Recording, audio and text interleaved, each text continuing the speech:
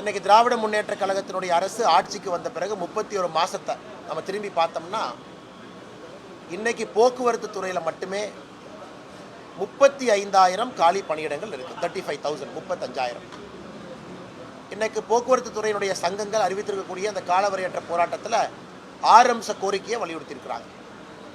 அதில் முக்கியமான கோரிக்கை என்பது இந்த 35,000 காலி பணியிடங்களை நிரப்பணும். இன்றைக்கி தமிழகத்தில் அந்த சங்கங்கள் கொடுக்கக்கூடிய அறிக்கையை படிக்கும் பொழுது 6,000 பேருந்துகள் நிறுத்தப்பட்டிருக்கு.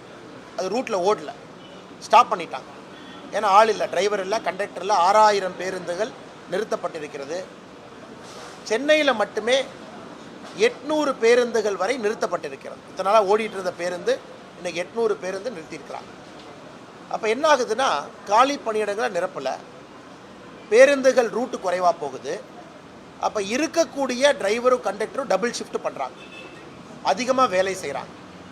ஸோ இந்த கோரிக்கையில் முழுமையாக நியாயம் இருக்குது. அதிகமான வேலைப்பளு இருக்கக்கூடிய டிரைவர் கண்டக்டர் எல்லா தொழிலாளர்கள் மீது அதிகமாக வேலைப்பளு வர ஆரம்பிச்சிருக்கு. பேருந்துங்களுடைய ஓட்டம் குறைய ஆரம்பித்திருக்கிறது. குறிப்பாக கிராமப்புறத்துக்கு செல்லக்கூடிய பேருந்து தான் ஃபஸ்ட்டு நிறுத்துகிறாங்க. அதனால் இந்த சூழலில் இந்த போக்குவரத்து துறை அமைச்சர் திரு சிவசங்கர் அவர்கள் மீது ஏற்கனவே பல குற்றச்சாட்டுகளை பாரதிய ஜனதா கட்சி தொடர்ந்து சொல்லிட்டு வர்றோம். அவருடைய மனைவியினுடைய ஹாஸ்பிட்டலில் வந்து பேருந்துக்கு பின்னாடி ஒட்டியதிலிருந்து, ரிஃப்ளெக்டிவ் ஸ்டிக்கர் ஸ்கேமிலிருந்து, ஸ்பீடோமீட்டர் ஸ்பீடு கருவிகள் வாங்கியதுலேருந்து தொடர்ந்து நம்ம சொல்கிறோம். இன்றைக்கு குறிப்பாக திமுக வந்த பிறகு போக்குவரத்து கழகத்தை நிர்மூலமாக்கிட்டாங்க. அதில் எதுவுமே இல்லை. They've stripped it naked. அது எல்லாம் எடுத்துட்டாங்க. அதில் எந்த விதமான ரெவென்யூ சோர்ஸ் எடுத்தாச்சு. அவர்களுக்கு மாநில அரசு கொடுக்க வேண்டிய மானியத்தையும் கொடுக்கல. ஃப்ரீ பஸ் ட்ராவலுக்கு இவர்கள் கொடுக்கக்கூடிய மானியத்தையும் கரெக்ட் டைமுக்கு கொடுக்கல.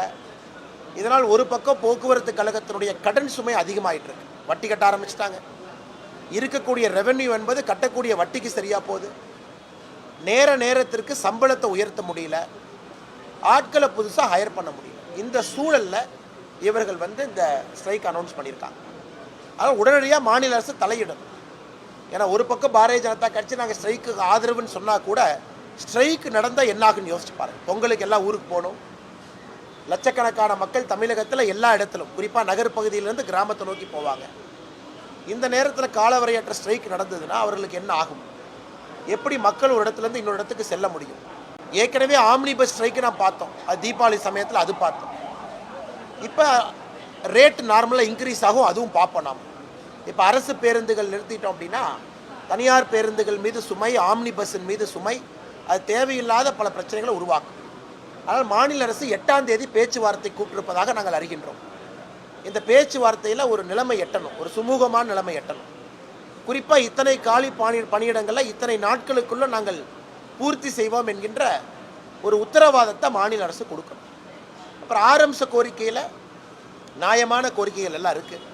அதையெல்லாம் பரிசீலனை பண்ணணும். ஏன்னா இன்றைக்கி நமக்கு தெரியும், புதிய பென்ஷன் திட்டத்திலிருந்து பழைய பென்ஷன் திட்டம். இதற்கு முன்பு இருந்த நிதியமைச்சர் திரு PTR அவர்களே நிதியமைச்சராக இருந்த பொழுது ஓல்டு பென்ஷன் ஸ்கீம், பழைய பென்ஷன் திட்டத்திற்கு செல்ல முடியாது, சாத்தியக்கூறுகள் இல்லை அப்படின்னு சொல்லியிருக்காங்க.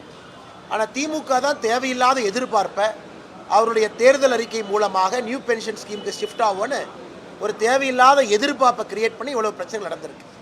இது எல்லாம் கூட அந்த 8ஆம் தேதி நடக்கக்கூடிய பேச்சுவார்த்தையில் சுமூகமான தீர்வேட்டம்.